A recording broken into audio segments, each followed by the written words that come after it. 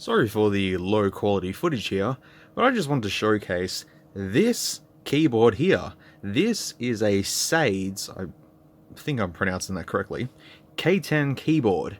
Now I purchased this out of the flea market, my local flea market, for 10 bucks, and I also got a matching mouse with it for 5 bucks. So the mouse is an average sort of mouse. But this is what I was interested in. I'm a big fan of mechanical keyboards, and whenever I see one cheap, I go for it. I'd never heard of the brand before. It looked like an old school sort of Apple Mac sort of old school layout, the old white layout sort of thing, even like a Model M sort of vibe to it. And so I purchased it, brought it home, and plugged it in, and well, it's a very interesting keyboard. These keyboards are about 40 bucks US roughly, so for the price, I think it's pretty good. So I'm going to just showcase a few little things that this thing can do, because it's a thing, it's a keyboard thing. Firstly, the logo is right there. You can see it. It says Sades, or say Sades. No, it would be Sades. So there's a whole bunch of different combinations and all that sort of stuff. By default, when you plug this in, it's usually set to this mode here. As you can see, this layer is blue, this layer is green, and this layer is pink. And it continues all the way along. However, there are different modes to this. The secondary mode is lighting up the entire keyboard in an RGB layout. However, you cannot change any of the LEDs that are under these keys. They are all just one LED, but they're different rows. So you've got red, then orange, then blue, then green, pink, and then a purple sort of tin, which looks all very nice. And as I said, sorry for the terrible lighting, I just want to showcase this mainly.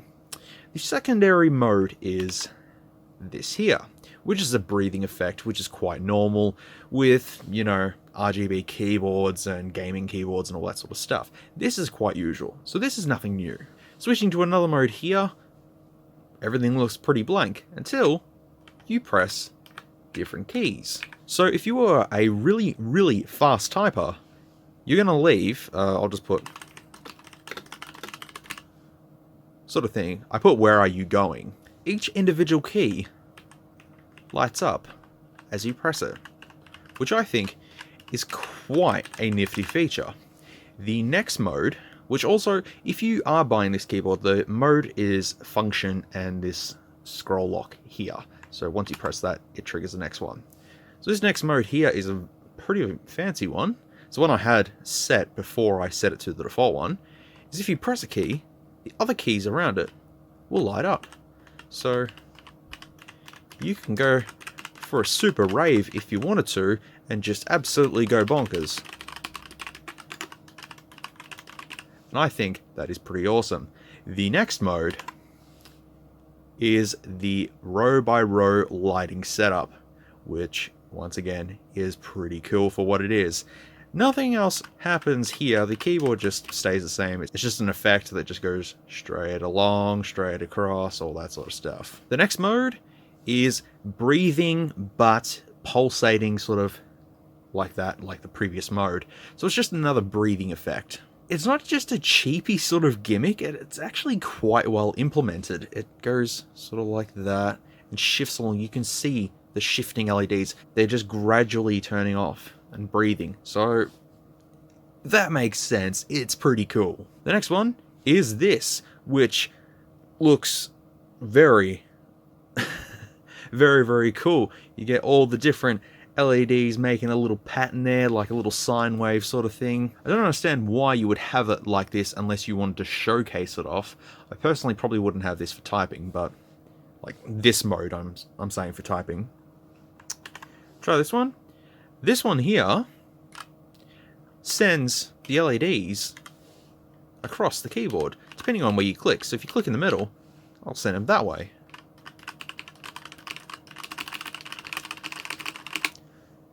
Once again, a very cool effect. The next mode, I believe this is the final mode, actually. Oh, wrong one.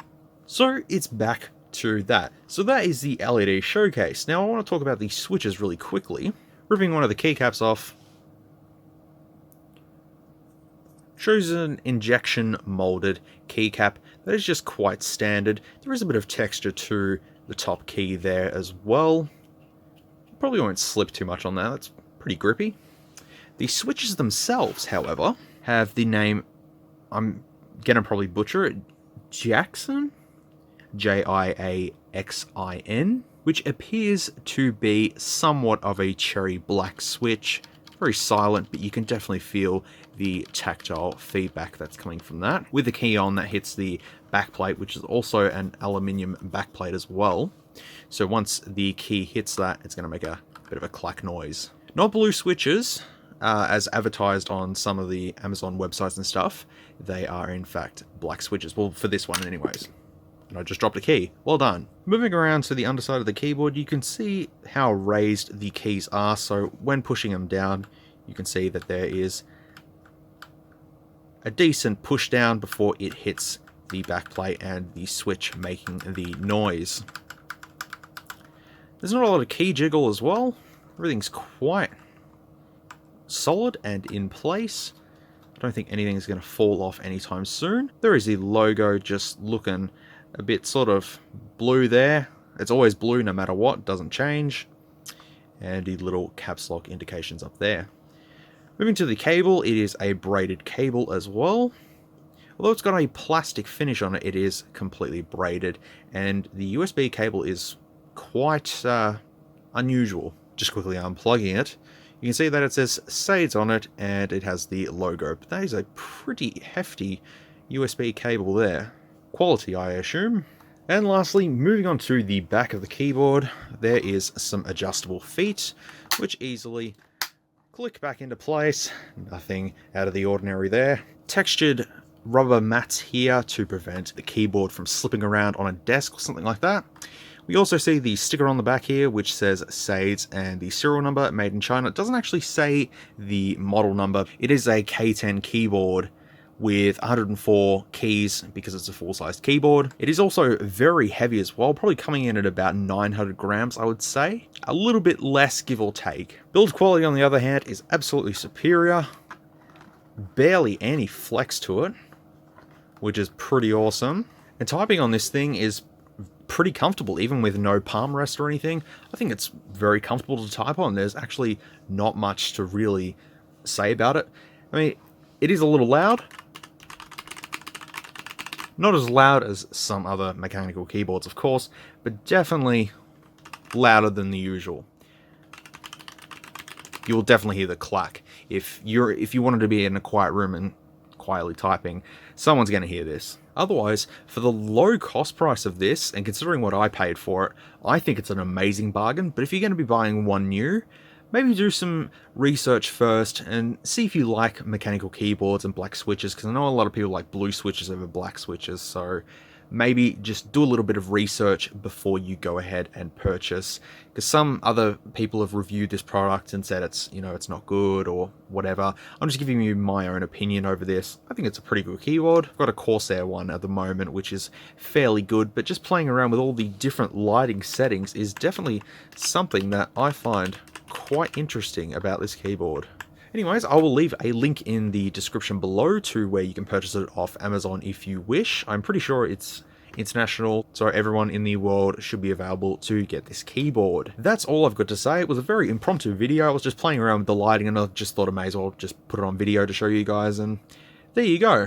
That's pretty much it. We'll just say it's one of the cool key modes. Hang on. There we go. You can hang it on your wall for decoration if you wanted to. Thanks for watching this quickish review. Hopefully I'll be doing more tech stuff in the future. Thank you again for watching, and I'll see you in the next video, whatever that may be. Hey, thanks for watching. If you liked this video, feel free to leave a like or a dislike if you didn't. Comment below if you would like to see more content like this. We'll see you in the next one.